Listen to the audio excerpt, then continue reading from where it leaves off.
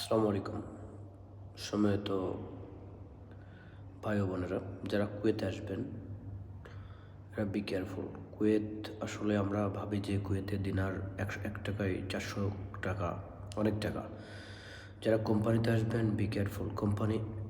কুয়েতে এমন একটা পরিবেশ যে একটা কোম্পানিতে একটা মানুষের স্যালারি 75 দিনার, 8 ঘন্টা ডিউটির পরে। তো এরপরে বাইরে কিন্তু কাজ করার কোনো ক্যাপাসিটি বর্তমানে নাই কুয়েতে। মানে খুব আইন কড়াকড়, এখানকার আইন শৃঙ্খলা বাহিনী অত্যন্ত সতর্ক। বাইরে কাজ করলে তাকে ধরতে পারলে জরিমানা করতেছে, প্লাস তার সফর হয়ে যাবে, দেশে পাঠিয়ে দেবে। তো এই ক্ষেত্রে আপনারা বি কেয়ারফুল। হয়তো কোম্পানির যারা আছে, আমাদের সব প্রবলেমটা কোথায়, আমাদের বাংলাদেশের হচ্ছে দালাল আর দুর্নীতিবাজ। মানে দেশে হোক পৃথিবীর বাইরে হোক, এরা নিজেদের স্বার্থের কারণে মানুষের লাইফগুলো নষ্ট করে দেয়।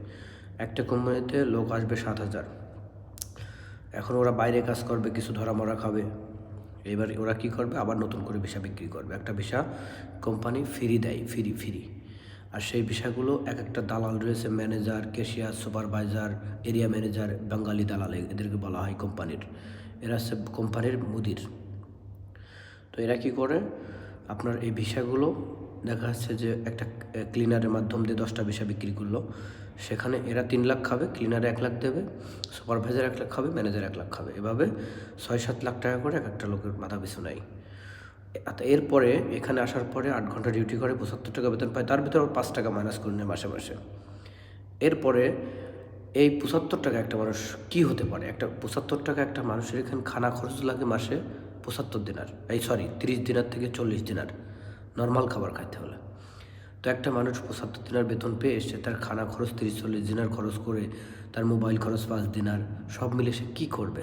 এর ভিতরে 5 টাকা আবার কোম্পানি কেটে নেয় মাসে মাসে। কত বড় দুর্নীতিবাজেরা! আমাদের সরকার তো এগুলো দেখে না, আমাদের অ্যাম্বাসিডর এগুলো করে না, মানে তদারকি করে না।